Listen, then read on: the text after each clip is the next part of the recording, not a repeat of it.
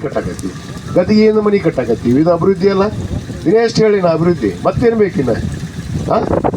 ಇನ್ನೇನು ಅಭಿವೃದ್ಧಿ ಬೇಕು?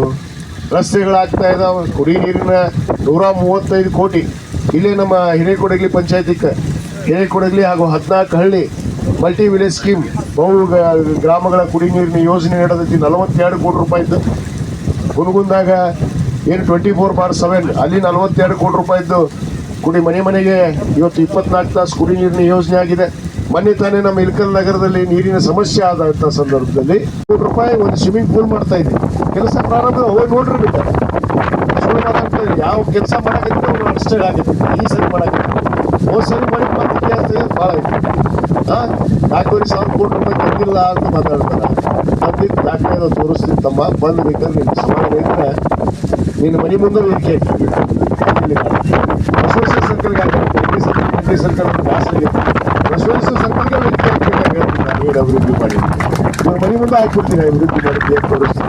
4,500 ಕೋಟಿ ಕಮ್ಮಿನೆಲ್ಲ ತೋರಿಸ್ತಿಲ್ಲ. ಬಿಟ್ಟು ಮಾಡಬೇಕಿದ್ದೆ ನಾವು ಇನ್ನೂ ಮಾಡ್ತಿಲ್ಲವ. 1000 ಸರಿ ಹೇಳ್ತೀನಿ. ನಾವು ಒಟ್ಟ ಹೊಗಳೋದು ಹೊಗಳುತ್ತೆ, ಅದು ಹೊಗಳುತ್ತೆ, ಇದು ಹೊಗಳುತ್ತೆ. ಆ ಹೊಗಳೋದು ಅದಕ್ಕೆ ಭಾಳ ಮಾತಾಡೋದು ಬೇಡ. ಇನ್ನೂ ಅನೇಕ ಸಂದರ್ಭದಲ್ಲಿ ಮಾತಾಡುವಂಥದ್ದು. ಇವತ್ತು ಈ ಭೂಮಿ ಪೂಜೆಯನ್ನು ನೆರವೇರಿಸಿದ್ವಿ. ಈಗಾಗಲೇ ನಾನು ಗುತ್ತಿಗೆದಾರಕ್ಕೆ ಕೂಡ ಹೇಳಿದ್ವಿ, ಇದು 11 ತಿಂಗಳಂದ್ರೆ 11 ತಿಂಗಳದೊಳಗೆ ಮುಗಿಸಿ ಉದ್ಘಾಟನೆ ಮಾಡೇ ಮಾಡ್ತೀವಿ ಅನ್ನೋ ಮಾತು ಕೂಡ ಹೇಳಿ ನಾನು ವಿಶೇಷವಾಗಿ ನಮ್ಮ ಕರ್ನಾಟಕ ಗಣ ಸರ್ಕಾರ